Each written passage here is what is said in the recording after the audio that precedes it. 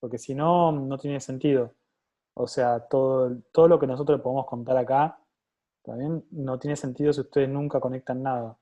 Va a ser como una historia para flashearla, para inspirarla, que también sirve, pero la verdad es que si quieren llevarse conocimiento técnico eh, y útil, tienen que meterle la mano, ¿está bien? Aunque, aunque se quemen cosas, aunque no sepan bien, aunque si no investigan y no resuelven, eh, ¿Les pasa? no... ¿Cómo? ¿Cómo? ¿Ramiro dijiste algo?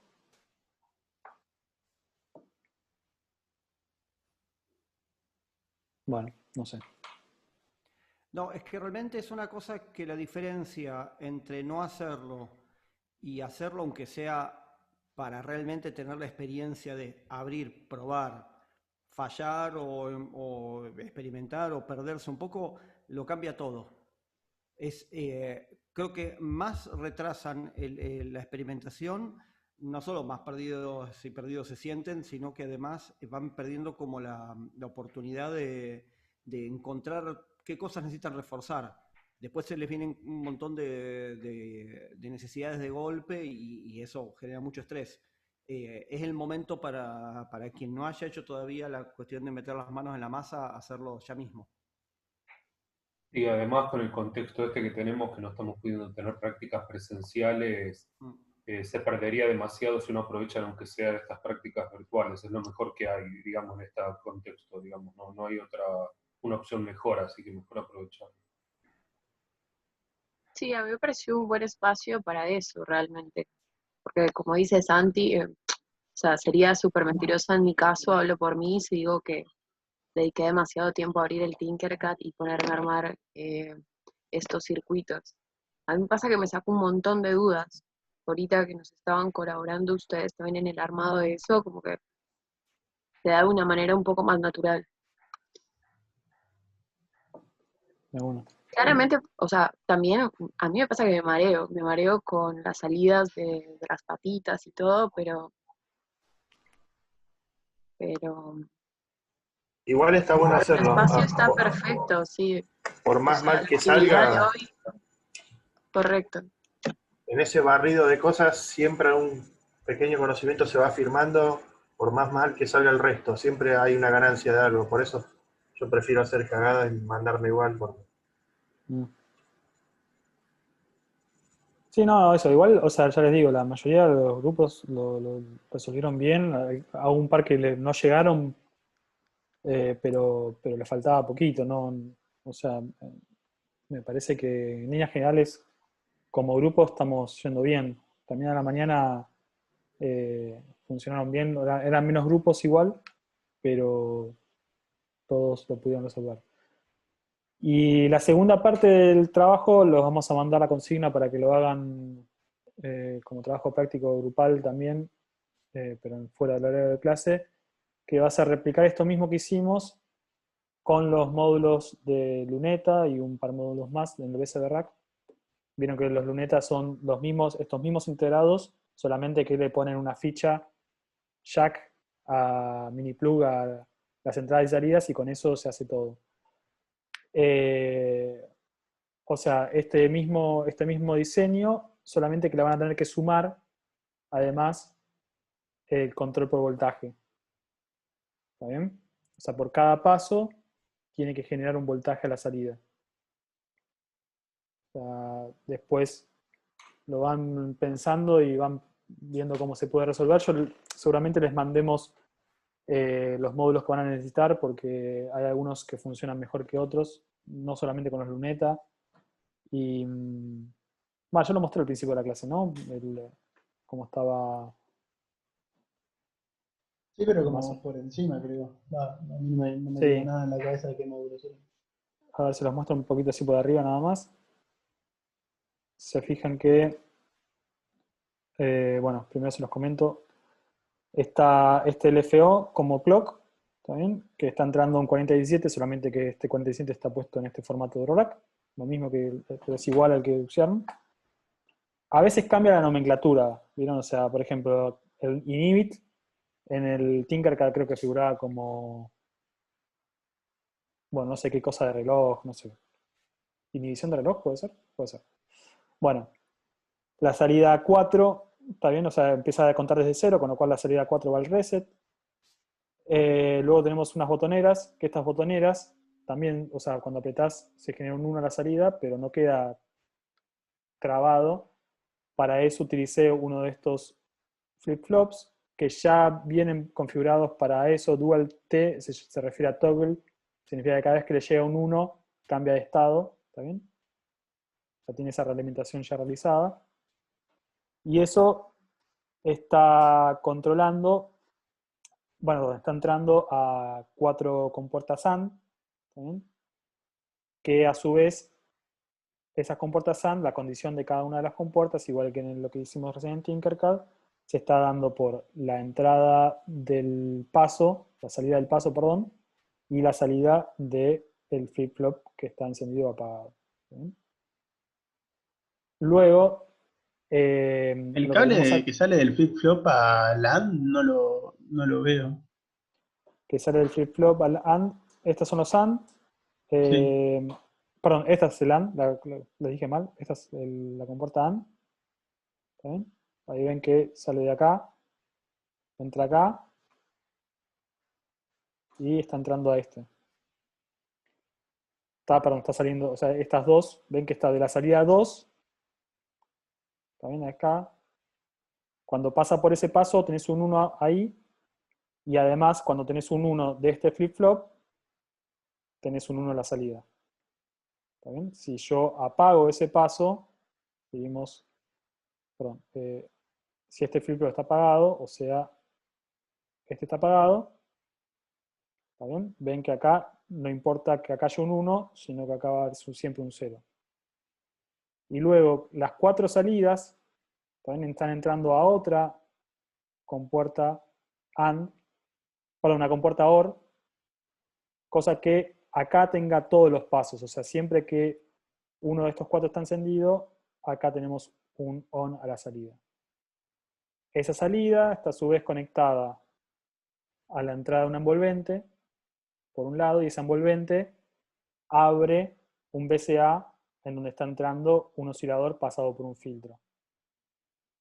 A su vez, el control por voltaje de este oscilador está siendo controlado por el voltaje generado por estos 4 generadores de voltaje continuo, ¿está bien? Que están entrando cada uno a uno de estos sumadores, esta mixer funciona como un cuádruple VCA, por lo tanto acá está saliendo el voltaje en el momento que pasa por el paso y se abre el VCA. Entonces acá podemos visualizar en el osciloscopio cómo va variando el voltaje en función de cada paso que va saliendo. ¿Está bien? Esto, si lo escuchamos,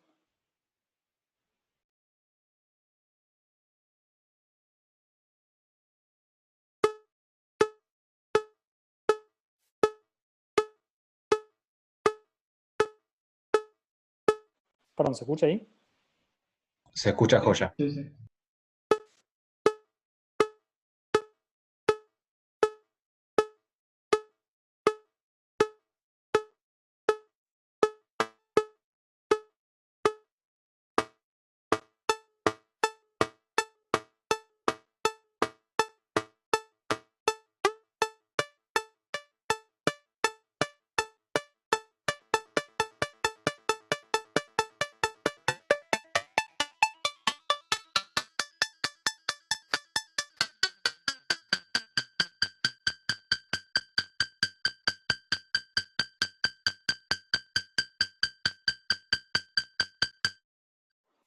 En fin, el que se haya hecho el piola y le haya hecho una captura de pantalla, sepan que me voy a dar cuenta, ¿eh?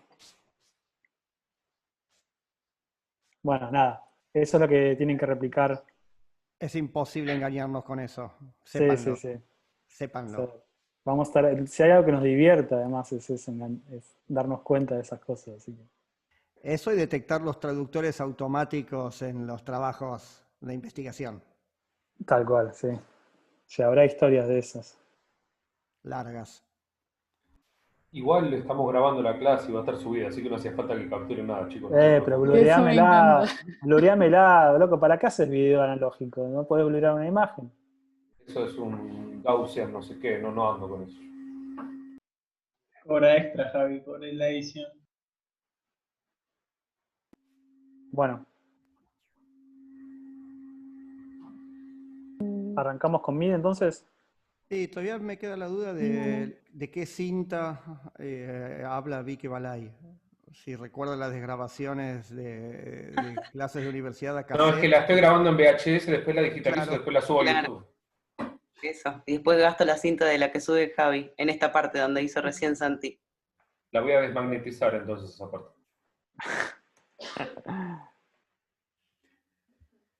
Bueno, ¿estamos? ¿Alguna pregunta más?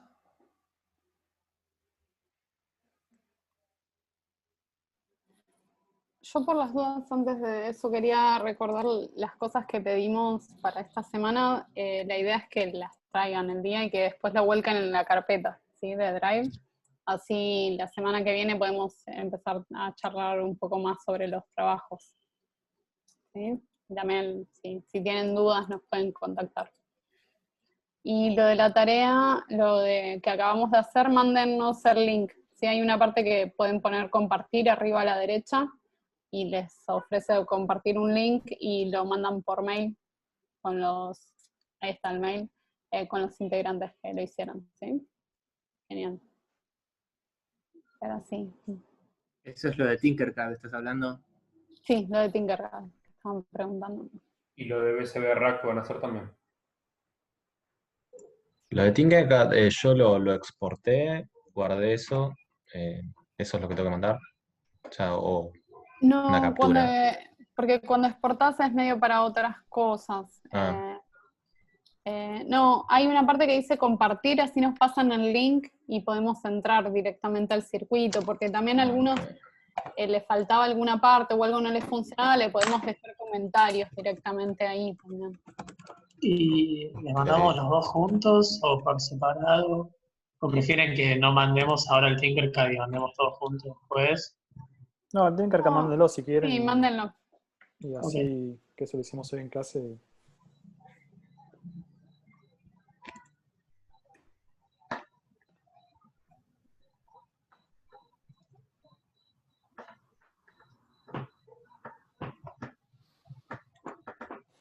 ¿Estamos? Gracias por el mail que mandaron. Gracias a vos por leerlo y dar una devolución. Y tus palabras. Sí, siempre. Ustedes se lo merecen. Son muy importantes. Nos es muy qué sé yo, nutritivo tener feedback y eso. Bueno, un poco para terminar la clase de hoy, lo que queríamos es presentar algo a lo que le vamos a dedicar bastante tiempo a la clase que viene, que es el sistema y el lenguaje MIDI. Para eso, mañana les vamos a publicar, les vamos a dar para que lean un apunte bastante, no muy largo, pero bastante detallado sobre el lenguaje MIDI, tanto su marco histórico, el contexto en el que surgió, la forma de implementación de su tecnología, las distintas ramificaciones que tiene, como específicamente la construcción de los diferentes mensajes MIDI, tanto los de canal y de voz como los mensajes de sistema, etcétera, etcétera. La idea de este apunte es que después de esta pequeña introducción general a lo que es MIDI, que le vamos a hacer ahora, que lean el apunte. Seguramente van a haber varias cosas que no se entienden, pero menos se entenderían si no hablamos un poquitito antes de esto. Pero la idea es que lo lean antes de la clase y lo vuelvan a leer después de la clase que vamos a tener. Realmente, por más que parezca que siempre todos los docentes decimos lo mismo, me parece que son cosas que cuando les decimos como muy marcadamente una secuencia de cosas que creemos que está buena para digamos, la dinámica del estudio, es porque digamos, pensamos bastante las razones de eso. Tanto como cuando dijimos estas cosas de las ejercitaciones, que quienes las fueron siguiendo creo que se dan cuenta que efectivamente valió mucho la pena el tiempo invertido. Con esto lo mismo. Está bueno leerlo antes de la clase, para que realmente la clase pueda ser más dinámica y, digamos, podamos no detenernos en un montón de preguntas que el mismo apunte ya contesta. Pero además, que lo vuelvan a leer después de la clase que viene, sirve porque vamos a justamente ejemplificar y profundizar en cosas que van a quedar claras luego de explicarlas. Entonces, por más que les parezca una paja leer 2 veces lo mismo, no es 2 veces lo mismo. Así como nunca nos bañamos 2 veces en el mismo río, bueno, nunca van a leer 2 veces el mismo apunte, aunque aparentemente contenga el mismo texto. Básicamente, el contexto del surgimiento de la norma MIDI, el lenguaje MIDI, está muy vinculado a un devenir histórico de la tecnología electrónica y el desarrollo de lo digital aplicado al arte sonoro y a la música electrónica, pero también a la producción musical en general. Hago esta diferencia porque el punto de origen del sintetizador es efectivamente el ámbito de la música electrónica, que a fin de los 50 y comienzo de los 60 era un ámbito muy acotado, dedicado principalmente al trabajo de artistas de vanguardia, experimentales, que muchas veces habían tenido que hacer un cierto recorrido de aprendizaje casi técnico o de trabajo codo a codo con ingenieros o demás, para de equipamiento no dedicado o no pensado para la creación artística, sacar resultados artísticos. Básicamente, como hemos mencionado varias veces, una consola mezcladora, un micrófono, un compresor, un ecualizador, una cámara de reverberancia e incluso un oscilador no surgieron originalmente como un tipo de recurso artístico o como un tipo de elemento para la expresión artística o como un instrumento. Surgieron para resolver problemas, para optimizar funciones, para poder concretar ideas.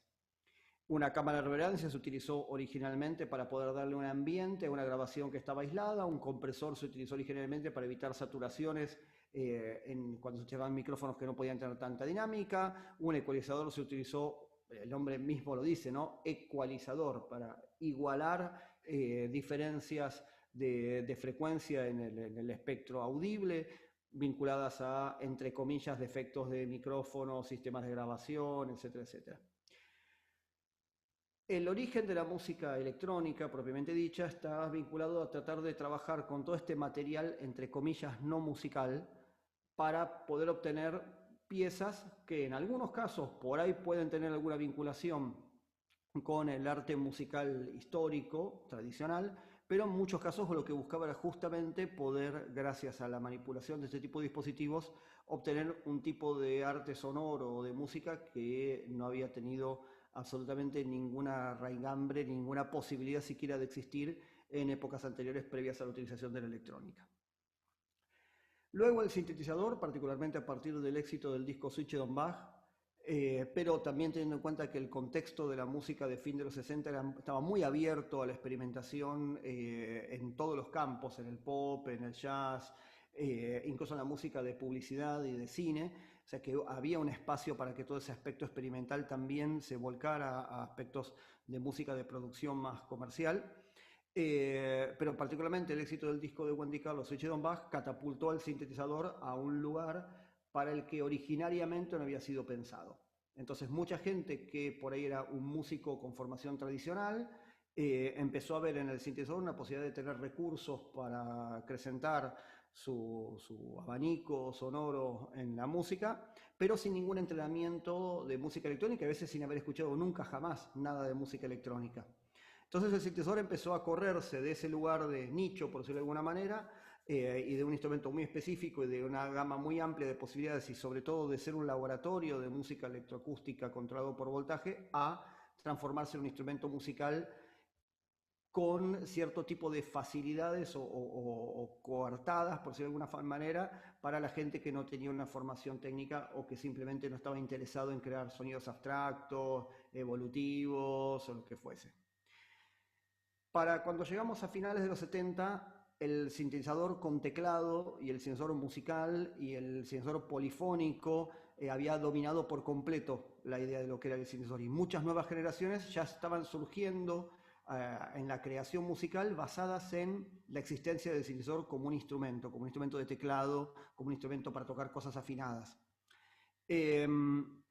Por eso también muchos de los devenires del sintetizador fueron mutando de equipos que estaban pensados para la generación de todo un tipo nuevo de estructura compositiva o de performance, a instrumentos que empezaron a ser demandados por músicos que buscaban que se puedan tocar acordes, que se puedan tocar más fuerte y más débil un teclado y que el instrumento respondiera sensitivamente a ese tipo de cosas, que se puedan guardar memorias de los programas para tocar en vivo y pasar de un sonido a otro rápidamente. Empezaron también a pedir como imitaciones de instrumentos, para decir, bueno, por ahí con 2 teclados dejo de llevar mi piano eléctrico, mi órgano Hammond, mi string ensemble, y bueno, todo este tipo de cosas no tienen en principio nada que ver con el concepto original del sintetizador, pero lo nutrió mucho. Pero esa forma de nutrirlo también llevó a que en algún momento el sintetizador haya quedado cooptado por esta idea de un instrumento para ser utilizado con fines musicales tradicionales, y que se haya como acoplado al devenir de la música histórica o tradicional.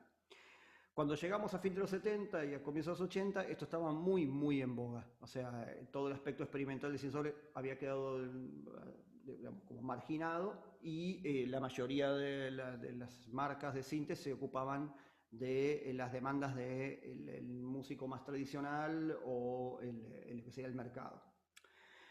MIDI surge en este contexto en el que la tecnología digital había avanzado lo suficiente como para empezar a hacerse accesible y a poder ser incorporada a instrumentos o equipos o dispositivos de consumo masivo, empezando por relojes digitales, calculadoras, etcétera, etcétera, no solamente en equipos. De hecho, la presentación del Compact Disc, la original es de 1979, o sea, para que se hagan una idea de qué tipo de transición estamos viviendo. Y el contexto del surgimiento del MIDI tiene que ver con una época en la cual muchos músicos se preguntaban, por ejemplo, ¿por qué no podrían tener un teclado y con ese teclado controlar los sonidos de varios sintetizadores simultáneamente? En lugar de tener varios instrumentos, por ejemplo, con teclados, se tiene que tocar un teclado en cada uno y tener que utilizar las 2 manos y no poder crear un layer, una capa, una superposición de sonidos simultáneos. Esa demanda elemental de alguna manera fue el primer origen básico de lo que buscó MIDI, que tuvo que hacerse como lenguaje digital por muchas razones. Primero, porque resultaba mucho más simple y optimizable en el aprovechamiento tecnológico el utilizar un lenguaje y no utilizar fuerza, como si fuese el control por voltaje. Control por voltaje, como estuvimos viendo muchas veces en el laboratorio 2, pero también en distintas instancias de esta materia, el control por voltaje no tiene una lógica de estructura lingüística o de estructura simbólica. Lo que tiene es un manejo de fuerzas eléctricas. Un determinado valor de voltaje, una forma de evolución de la amplitud de voltaje, influye sobre las propiedades de un módulo controlable por voltaje. Por ejemplo, un oscilador controlado por voltaje es un oscilador cuya frecuencia, por ejemplo, es controlable por un voltaje que uno puede inyectar en su entrada, y ese voltaje que uno le inyecta, según la forma que tenga, según la amplitud que tenga, según montones de variables que ese voltaje de entrada puede presentar, va a afectar a la frecuencia del oscilador de manera diversa. Si el voltaje que yo inyecto en esa entrada es una secuencia de valores distintos escalonados de voltajes de continua, yo podré tener algo parecido a una melodía. Si yo inyecto una forma de onda oscilante periódica lenta, bueno, tendré una modulación en baja frecuencia. Si le inyecto una señal aleatoria en frecuencia de audio, tendré un ruido moviendo la frecuencia de un oscilador. Si le inyecto un generador de envolventes activado por un botón, las formas de evolución de lo que se llama el ataque, el decay, el sustain y el release del voltaje en el tiempo van a afectar el movimiento de esa frecuencia. Es una relación de fuerzas, es una relación de qué forma, qué amplitud tiene un voltaje en una entrada de un módulo controlable por voltaje. ¿Cómo responde el módulo controlable por voltaje a lo que está en la entrada de control por voltaje? Eso lo ajusta el fabricante o eventualmente le da al usuario una serie de opciones para decidir cómo va a responder ese módulo a los distintos tipos de voltaje. Pero sigue siendo una relación de fuerza. Si yo a un oscilador controlado por voltaje le meto en su entrada, algún tipo de voltaje dentro de los rangos que el módulo acepta, el oscilador va a hacer algo. Lo que sea, pero va a hacer algo. Puede que eso que haga no sea lo que yo estoy buscando, puede que eso que haga no esté dentro de una temperación o una afinación, eso no tiene importancia, pero va a hacer algo. En cambio, cuando nosotros hablamos en un lenguaje, para poder tener una respuesta a lo que nosotros decimos, necesitamos que el lenguaje sea entendido. Si yo les digo ahora algo en un idioma que ustedes no comprenden, o les digo palabras inventadas, ustedes no van a entender lo que yo digo, simplemente. No importa que ustedes reciban auditivamente lo que yo diga. Si ustedes no entienden el lenguaje de lo que yo estoy hablando, no van a hacer nada.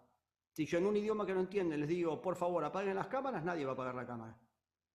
Entonces, esa diferencia entre el control por voltaje, que sería que yo me vaya multiplicado a la casa de todos ustedes y les apague la cámara con la mano, eso sería el control por voltaje, versus que yo les diga apaguen la cámara y todos, como entienden el idioma castellano, apagan la cámara, es la diferencia entre fuerza y símbolo, por decirlo de alguna manera. Lo que hace MIDI es utilizar la electricidad para construir un lenguaje de informaciones de salida y de entrada para poder realizar comunicación entre equipos electrónicos. Básicamente comunicación entre instrumentos musicales. Por eso MIDI significa Musical Instrument Digital Interface. Este concepto de que originalmente está pensado para instrumentos musicales es un concepto más restrictivo que el concepto del sintetizador propiamente dicho, que como ya vimos varias veces es más que un instrumento musical. Y utiliza MIDI el mismo tipo de sistema que estuvimos estudiando mucho en esta materia de construcción de señales simbólicas y lógicas a partir de distintas combinaciones de elementos eléctricos simples. Esos elementos eléctricos simples son encendido y apagado. 0,5 voltios o el equivalente a 0,1 en el sentido de lo que es la unidad mínima de información, que es el bit. ¿Sí? Entonces, el uso de la electricidad en el concepto del lenguaje MIDI me tienta Dave, no sé, se ríe con una sonrisa muy linda. El chat. Sí, lo que está diciendo Santi. Ah, hay un chat paralelo. Sí, y encima ni se movió. El que habla está perdiéndose lo que pasa en el celular. No se movió encima, lo escribió y quedó ahí como si nada. Yo sospeché de él porque le conozco las mañas, pero bueno, por suerte las reacciones de los demás me permiten. Pero bueno, no me voy a tentar y no voy a abrirlo hasta... Bueno, hoy está perdonado. Tus frases, Ernesto. Sí. Yo antes también hoy está perdonado. Hacer un comentario. ¿Cómo no te escuché, Javi? Son demasiado poéticas tus frases, entonces uno las escucha y tiene que hacer un comentario. Yo antes también hice uno ahí. Yo me nutro de no input feedback, qué sé yo. Vos de feedback. Bueno. Yo tengo varias remeras pendientes con tus frases, Javier. No, esta fue una tuya, yo la adapté nomás. Bueno, y si no hacemos así en impresora 3D, varias letritas y vamos combinando frases con volumetría. Bien, entonces la cuestión es que este concepto de utilizar para interconectar diferentes instrumentos entre sí cambió del concepto original de los sistemas modulares de los 60 y los 70 a la idea de que para optimizar sobre todo la posibilidad de interconexión entre equipos polifónicos se utilice directamente un lenguaje y no un control por voltaje. No sé si esto que voy a explicar va a quedar muy claro para todo el mundo, pero lo digo igual. ¿Vas a fundar ese partido, Santi? Pasa no vivo en el conurbano, pero no sé, Javier, bueno, yo creo que Javier lo veo ahí como... Y Montecastro estoy ahora, yo no estoy más en el conurbano. Ahora soy porteño, soy un porteño horrible, asqueroso igual que usted. No, no. Ah, Igual te como aviso que nosotros con no. ese corte de pelo y todos esos equipos podría ser una especie de troll de un partido Sí, sí, nacionalsocialista, ¿eh? claramente. Comunista directamente. Nah, que comunista. Comunista estoy yo, Ernesto. Buah. Mejor no hablemos. ¿Pero por qué? Por la Pero Macri, boludo. fíjate, tiene una cinta abierta Santi atrás, es típico, Claro. típico de comunismo. Tiene una empresa de sintetizadores, que no hable de comunismo, burgués. ¿Pero qué tiene que ver? Lo traigo todo de China. ¿China dónde? China comunista. Bueno. Es socialista, no es comunista. Bueno, pero por ahí andando. Bueno, básicamente un sintetizador polifónico es una suma de sintetizadores monofónicos. Cada voz de un sintetizador polifónico es aquel instrumento, aquel sintetizador que puede tocar, entre comillas, acordes, contiene un sinte por cada, entre comillas, nota que puede tocarse simultáneamente. Lo estoy diciendo de una manera muy burda y muy resumida, pero para que la mayor cantidad de gente lo pueda entender. Si yo puedo tocar un acorde de varias notas en un sintetizador, es porque ese sintetizador está subcompuesto por una suma de sintetizadores. Si la máxima cantidad de notas que yo puedo tocar en el sintetizador son 5 notas, pues contendrá 5 sintetizadores independientes. Ustedes piensan en el piano. ¿Por qué en el piano yo puedo tocar todas las notas del piano simultáneamente? Me puedo apoyar los codos así y hacerlos sonar todas. Porque hay efectivamente un conjunto de cuerdas para cada una de las teclas. Pero en el caso de la guitarra, por ejemplo, yo puedo tocar hasta 6 al mismo tiempo porque hay solamente 6 cuerdas. Entonces la guitarra tiene 6 voces. El piano tiene tantas voces como teclas, 88, 85, lo que sea. Pero la guitarra no se limita a 6 afinaciones nada más, porque según depende de donde yo piso la cuerda, tengo diferentes posibilidades para que esa cuerda esté en una nota, en otra, en otra. En un sintetizador polifónico, si yo tengo 5 voces y un teclado de 61 teclas, las distintas voces van a ir cambiando de afinación en función de las distintas teclas que yo toque. Y si toco más de 5 teclas, seguirían sonando 5 voces, nada más. No pueden sonar más porque hay esa cantidad de sintetizadores. Si ustedes tuviesen que, con un teclado polifónico de un sintetizador, controlar otro sintetizador polifónico, y lo quieren hacer por medio de control por voltaje, tendrían que sacar del sintetizador maestro, del teclado que quiero usar de controlador, 5 salidas de gate para disparar las envolventes del otro sintetizador y 5 salidas de control por voltaje para controlar como mínimo las frecuencias de 5 osciladores del otro sintetizador. Entonces ya la conexión implicaría 10 cables, además de un ajuste eléctrico muy preciso. Si el sintetizador tuviese 16 voces, tendrían que sacar como mínimo 32 cables, como mínimo, para lo más elemental. Entonces imagínense que hacer un control por voltaje de un sistema polifónico no es algo tan sencillo. Para trabajar en un laboratorio, en un estudio, o para quienes estemos más o menos acostumbrados a trabajar con modulares, por ahí es una cosa hasta incluso súper estimulante y creativa al lado de lo convencional de algunas formas de implementación de la polifonía tradicional. Pero para tocar un sonido de piano con unas strings de fondo es un incordio absoluto. Entonces, básicamente el origen del MIDI está más dado para esa función, la idea de trabajar en un contexto musical tradicional, que la idea de hacer como una miríada de opciones de conexión. Básicamente, la idea de MIDI es mandar a través de un sistema muy económico para que se pueda implementar en todo tipo de instrumento musical electrónico y que eso no incremente mucho su precio, que se puedan mandar las funciones musicales elementales o básicas o fundamentales, como lo quieran entender. Esas funciones son, si yo toco una tecla, por ejemplo, en un teclado, mandar un mensaje que dice, tocaron una tecla, está el número de tecla. Y si yo suelto la tecla, mandar otro mensaje que dicen, soltaron una tecla y soltaron tal número de tecla. Si yo muevo la ruedita de pitch bend, que suele estar en la parte izquierda de los sintetizadores, o un joystick o lo que sea, que salga un mensaje que diga movieron una rueda o movieron un joystick. Si yo piso un pedal de sustain, que salga un mensaje que diga pisaron un pedal de sustain. Y que el instrumento al que se le están mandando esos mensajes los reciba y los pueda interpretar en función de la flexibilidad que ese instrumento tenga de programación. MIDI se implementó con una tecnología económica de comienzo de los 80. ¿Sí? Estamos en el 2020. Hace 40 años, tecnología digital barata.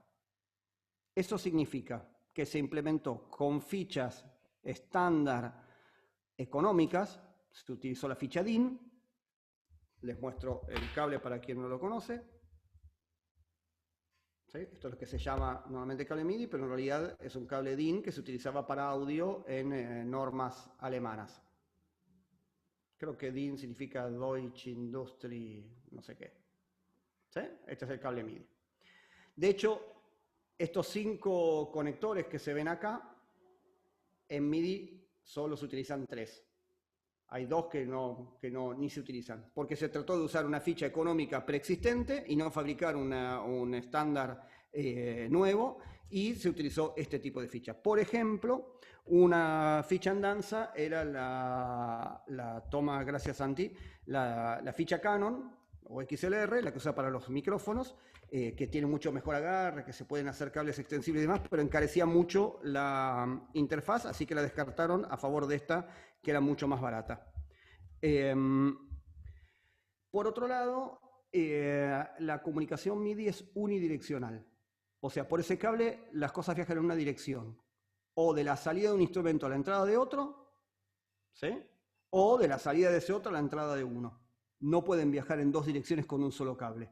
Si yo quiero ir de un instrumento a otro, voy de un puerto de out a la entrada in. Y si quiero ir de ese instrumento de nuevo al primero, tengo que ir del out del segundo instrumento al in del primero. Hay 3 conectores MIDI. El MIDI out, que es para que salgan datos. El MIDI in, para que entren datos. Y otro más que se llama MIDI through, o a través, en el cual se copia lo que entró por el in, para permitir hacer una cadena. El MIDI through, o MIDI a través, es una copia de lo que entró en el MIDI in. De esa manera yo puedo tener un instrumento conectado del MIDI out al MIDI in de otro instrumento. Del MIDI through de ese segundo instrumento al MIDI in de un tercero. Del MIDI through del tercero a un MIDI in de un cuarto. Y yo tocar, por ejemplo, una tecla en el primero y que le llegue la información a todo el resto de los instrumentos a través de esa daisy chain, esa cadena, digamos, común en la cual la información va pasando de un lado a otro.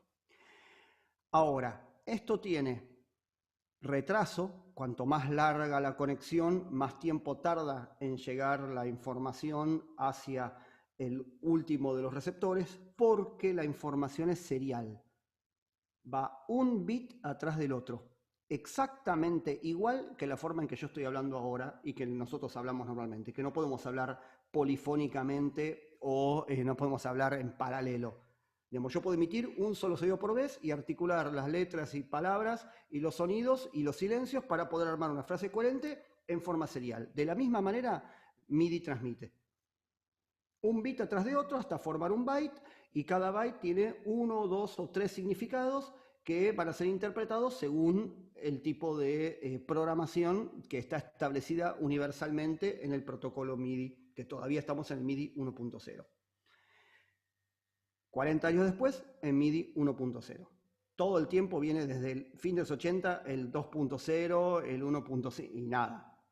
Sigue ahí remando el 1.0. ¿Por qué? Porque se transforma en una cosa universal con todas sus problemáticas, con su extraordinariamente enervante lentitud para lo que es los sistemas contemporáneos, a punto tal que las computadoras actuales son malísimas para MIDI, porque van tan rápido que generan un montón de embudos a la hora de poder ordenar la data MIDI para poder mandarla a la velocidad y con el tipo de prioridad que un instrumento necesita para entender bien la data. Sobre todo eso se nota mucho en los clocks. Los relojes MIDI de las computadoras, digamos, para cuando vos querés sincronizar por MIDI una caja de ritmos con algo que tenés en un procesador de computadora, son pésimos. Siempre van a notar que hay corrimientos, desplazamientos, notas que entran como en lugares que no van, y eso es por la cantidad de cosas que la compu hace, por la cantidad de formas de ordenamiento de la data, por el verdadero o el pseudo paralelismo, pero a alta velocidad de trabajo de datos que tiene la computadora, etcétera, etcétera. Una computadora de los 80, por ejemplo, es 1000 veces más óptima para manejar la data MIDI que una computadora actual, por ejemplo. Entonces, básicamente, MIDI está muy datado. Se escribe MIDI through. Es como THRU. Aviso acá por lo del chat. Un sistema MIDI está como muy datado en una serie de características de la electrónica digital económica de, como les dije, comienzo de los 80. Y este tipo de cosas hace que MIDI tenga un montón de limitaciones, pero que también sea un sistema que uno puede aprender y dar vuelta de una manera muy creativa. Pero está lleno de cosas que MIDI excluye. Posibilidades como, por ejemplo, que yo puedo hacer muy simples por medio de control por voltaje, que es mandar intervalos de voltajes que no representen necesariamente notas, son imposibles de mandar en MIDI. Y una cosa elemental para la música, como puede ser, por ejemplo, cantar con la voz una melodía que no tenga una escala exacta entre una nota y la otra, es imposible de transmitir vía MIDI. Yo no puedo transmitir por MIDI algo que haga ese tipo de movimiento así, imposible. Está todo escalonado en una serie de valores discretos. La pérdida de datos, no hay cada problema con es que eso. se transforman es una cuantización muy estricta. Es dividir, por ejemplo, el espectro posible de frecuencias en 128 partes, en la resolución de 7 bits, como mínimo. Y no tener nada que pueda subescalonar esas divisiones. Trabajar con microafinaciones y, por supuesto, con glissando y todo eso son una tortura por MIDI. Tenés que hacer un montón de cosas encadenadas y aparte tenés que tener un sistema que te lo permita. Pero bueno, sobre esto me interesa también que reflexionen cuando leen el apunte. Por eso quería hacerles esta pequeña introducción para que de alguna forma sepan desde qué lugar y en qué contexto leer el apunte también. ¿Algo que me quieran preguntar? ¿Algo que nos quieran preguntar? ¿Algo que le quieran preguntar? Yo tengo la duda digo, ¿por qué no con la evolución en velocidad y eficiencia de las computadoras a través del tiempo no se optimizó para nada el sistema MIDI? Por un tema también es Porque el sistema MIDI es universal, por lo tanto tiene que ser retrocompatible. Pero no sé, o sea, por el formato que tiene actualmente, o sea, desde siempre no se podría trasladar como ese formato a algo más moderno. Se puede, por ejemplo, podés comunicar dos equipos por USB utilizando lenguaje MIDI. Pero apenas involucras un equipo que tenga una ficha MIDI, necesitas una interfaz MIDI, la interfaz MIDI te tiene que cambiar la velocidad de la transmisión de datos para que ese equipo lo pueda recibir. Si no, un Yamaha DX7, por ejemplo, no podría recibir los datos, porque estaría mandando datos a una velocidad que él no puede recibir. Entonces, aunque vos quieras conectar por USB tu computadora a un emulator 2, lo podés hacer perfectamente, pero necesitas una interfaz que te transforme lo que estás mandando MIDI por USB a la velocidad de USB y con la bidireccionalidad a una interfaz unidireccional MIDI. Entonces, estas cosas que parecen cables de USB a MIDI no son cables, son interfaces. En el medio tienen un socotroco que convierte, digamos, de una cosa a la otra. Sí, también. Una interfaz MIDI no es pasiva, necesita alimentación. Los lectores también. ¿Cómo? No, también digo, los lectores de CD, de disquete, todo tiene que ser de esa época. Ni siquiera un emulador actual sirve. No, bueno, yo tengo, por ejemplo, tengo un sampler que probablemente el caso que viene lo mostremos, el Emulator 2, que es uno de los primeros samplers que trajo MIDI y que trabaja con 8 bits, etcétera, como de la época, ¿no? Del 84. Y ese instrumento, para no tener que cargar los disquetes gigantes, los de 5,5, le puse un lector de CD.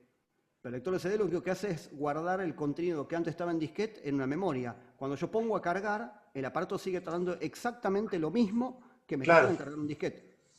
Como 17 segundos. Lo mismo que tardé en cargar un disquete, porque simplemente lo único que estoy haciendo es guardar esa data que estaba en disquete en otro lugar.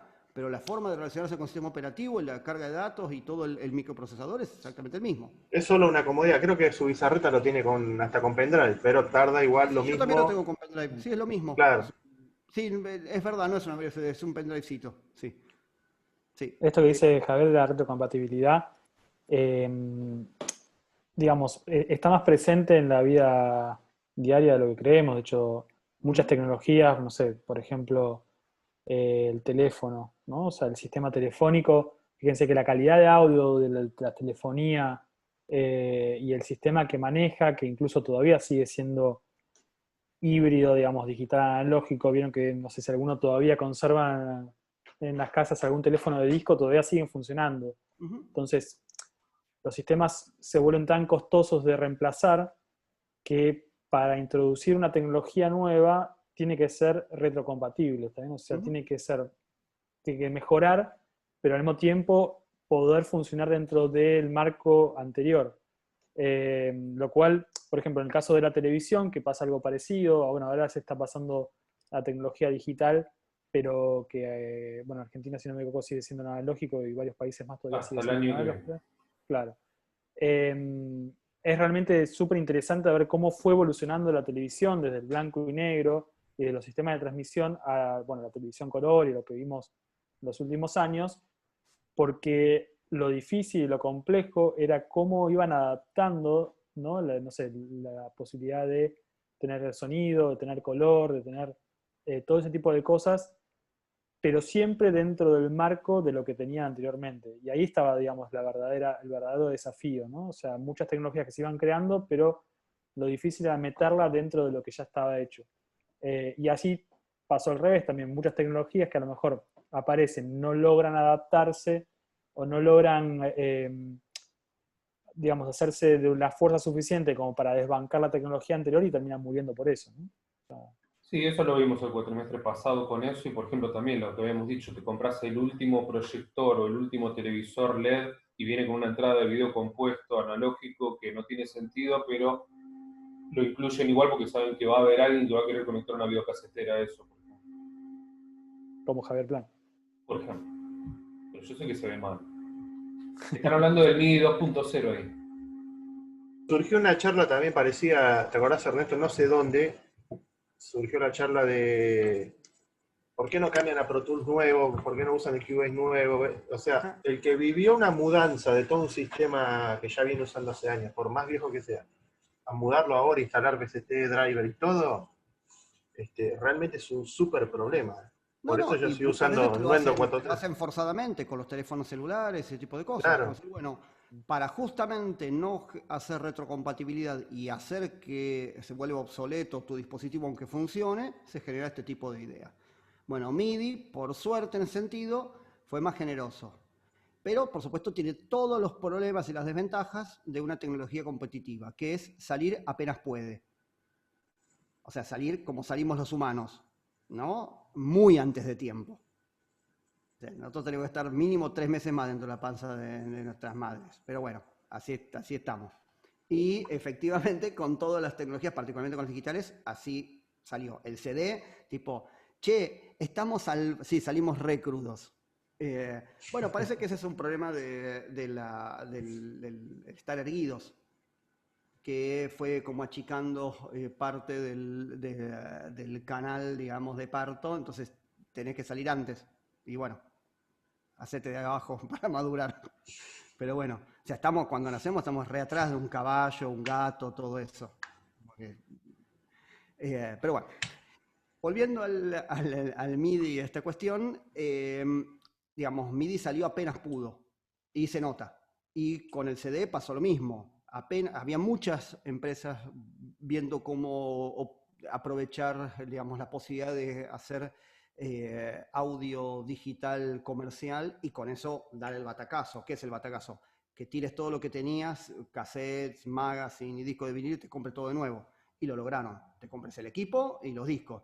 Bueno, con el tema del MIDI y todo lo digital aplicado al audio también ha pasado una cosa parecida, pero no tan drástica con el video. Vivimos esa cuestión. O sea, algo que podía haberse desarrollado mucho más o que les faltaba un poco más para estar en su punto óptimo, lo sacaron para ganarle espacio a una competencia. Acá fue curioso porque no había tanta competencia. El MIDI surgió, digamos, como una especie de acuerdo entre distintas marcas, pero fue como una manera digamos, como de excitar el mercado, más que de ganar una competencia entre marcas, porque MIDI no fue patentado por ninguna marca. Es un proyecto, llamémoslo, colaborativo. Pero bueno.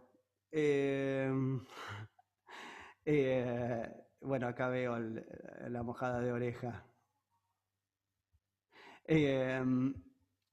Bueno, yo aprovecho este espacio para denunciar que debe haber algún chat paralelo, porque no puedo encontrar de qué se reía Dave. Por lo menos en el WhatsApp de la materia no aparece nada. Así que bueno, se ve que han armado uno para, ¿cómo se llama? Para No, era lo del punto y raya, ¿cómo era? No, ¿cómo fue que le dijiste vos, Ernesto, la frase? Sí, sí, sí. Fuerza y símbolo. Parece Eso, un símbolo. fue eso simplemente. Eso se ríe. No lo veo por ningún lado, ¿qué se le va a hacer? Bueno, espero que les quede fuerza y símbolo. Fundemos un partido en la UNTREF al respecto. El nuevo partido de Guillermo Moreno se llama Principios y Valores. De verdad. Muy bueno. Está por ahí. Bueno, ¿alguna cosa que nos quieran preguntar? Querría saber qué obra social tiene. Yo quería recomendar, quizás para quien no entiende absolutamente nada de lo que estás explicando, en el Discord de la O3, en las clases de la mañana de Pure Data, está la clase 02, donde Abregu explica un montón de estas cuestiones y las muestra con imágenes. Y bueno, habla un poco de toda esta historia que vos contás. Así que también si quieren buscar más data por ahí, está buenísimo. Espectacular. Esperemos que igual no haya nadie que no entendió nada. Eso no lo vemos. Esperemos que no haya, esperemos que no haya nadie que no entienda nada de nada de lo que está diciendo Ernesto. No, es imposible no entender nada. Me asustaría un poco. Sí. Me dolería. Nos dolería como. No, bueno, pero a veces si no conoces, que te hablen de un mensaje que va de 0 a 127 y todas esas cuestiones, así, ¿de qué está hablando? Y nada, ahí lo explica bastante bien, te lo muestra ahí con un programita, tipo, te muestra con el teclado cuando lo toca, qué es lo que pasa en tiempo real en los mensajes MIDI, y nada, está bueno verlo. Espectacular. Sí, nosotros vamos a tratar de verlos de otro enfoque. Eso, igual también, ¿no? Sí. Lo voy a mirar. Nosotros obviamente, digamos, Labo 3 es como nuestra materia hermana, por así decirlo. Entonces veníamos justamente trabajando en coordinación el tema de MIDI. Nosotros lo vamos a ver desde otro enfoque, distinto al que lo vieron ellos. Bueno, por un lado, tratando de utilizar las herramientas que ya vimos, ¿no? O sea, de cómo funciona a nivel hardware el MIDI, por ejemplo, cómo es el protocolo, detenernos un poco más en eso, y luego aplicaciones que tienen que ver más con el orden de lo musical y las aplicaciones efectivamente de los aparatos y los instrumentos musicales, ¿no? Sí, a nosotros, esto es una lectura mía, ¿no? A la noche, ponerle la parte de Pure Data, o sea, lo que vimos de MIDI fue simplemente cómo hacer para enviar mensajes MIDI a Pure Data. Pero a la mañana sí hubo como una clase especial donde explicó qué es MIDI. Por eso aclaraba esto, porque nosotros durante la noche no tuvimos una clase de MIDI específica. Claro, está bien. Bueno, sí, sea como sea, no van a zafar. Sí, nosotros ya estábamos, es como medio complementario el enfoque, pero estábamos, o sea, bastante desfasados, ya medio que sabíamos. Pero la clase que viene vamos a ver esto de... Ahora sos vos, Ernesto. Vamos a ver bien cómo se compone el mensaje y todo, y cómo utilizarlo. Perdón, Flavia. Ya fue. Es muy tarde. Ya no me puedo concentrar. No, es imposible. Ahora vamos a empezar a nombrarlos a ver si siguen ahí, porque viste, al final nosotros tenemos la cámara prendida. Viste, nos estamos acá quemando las pestañas y capaz que, no sé, Martín Reyes estará por ahí. A ver que diga algo. Martín Reyes está más dormido. Ahí va, muy bien, vamos Martín. A ver otro, a ver. Franco Castanino. ¿Qué es este scratch hasta ahora, che? Vamos, Franco, no, bien. ¿Alguien se dio cuenta que antes de la actividad Santiago tenía una remera blanca? ¿Se dio cuenta alguien eso? Bueno, bien. Ya está, 2 de 2. Yo creo que no voy a preguntar más porque quiero ya está. mantengamos un minutito. Sí, además ya es re tarde también, ¿no? Bueno, yo no sé Vamos, si, ¿no? bueno, Lucas, te pregunto, ¿en la materia dieron el apunte ese que escribí yo sobre MIDI en Labo?